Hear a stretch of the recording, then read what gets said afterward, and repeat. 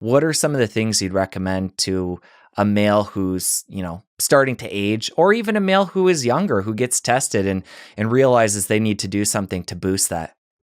Yeah, it's symptom driven. One individual with a 400 testosterone may not have symptoms while another might. And so it's hard to tell just from the blood test. You got to also find out if they're suffering from other symptoms. If you want to raise your testosterone within the normal range, mostly lifestyle behaviors, getting more sleep, decreasing stress, not overtraining, having sufficient thyroid function, those kinds of things, exercising regularly, obviously lifting weights has a good impact.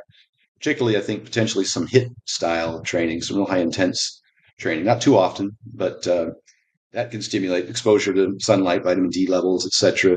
Although, super over over consuming those things doesn't grow or raise testosterone to any significant level. There's also a lot of research that suggests even in Olympic athletes that they perform at a very high level with suppressed testosterone. And we see this commonly in, say, UFC fighters. Just because they're training so hard, their testosterone will be suppressed. Similar to the female triad, as I mentioned earlier, when you're in a calorie deficit or training really, really hard, your hormones will get compromised. And hopefully that's, just the last few weeks or a month before competition, you do everything you can to abate that. But oftentimes it's not that big a deal, maybe just in terms of fatigue. But this idea of hyper focusing on moving your testosterone from 500 to 700, not meaningful. It really isn't, particularly with all of these supposed, deer antler and a host of other stupid supplements that they just don't work. Testosterone boosters may claim that they increase testosterone by 100% or 200%.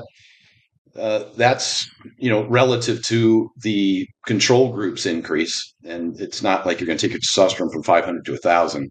It's like the control group might have gone from 500 to 510, and the intervention might have gone from 500 to 520. Well, that would be a 100% increase over the control group, but it's not a 100% increase on your baseline.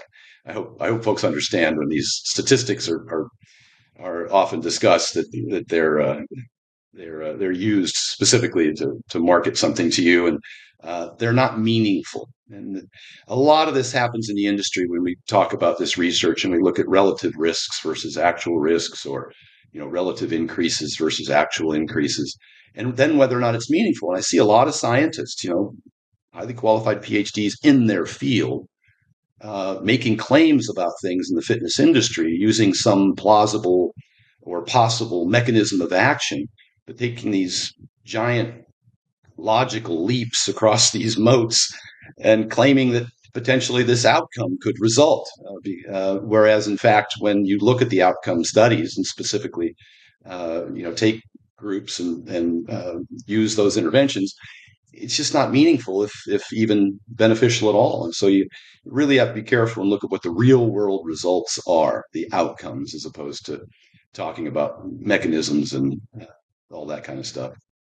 If you enjoyed that clip, press here for the full episode. I'll see you over there.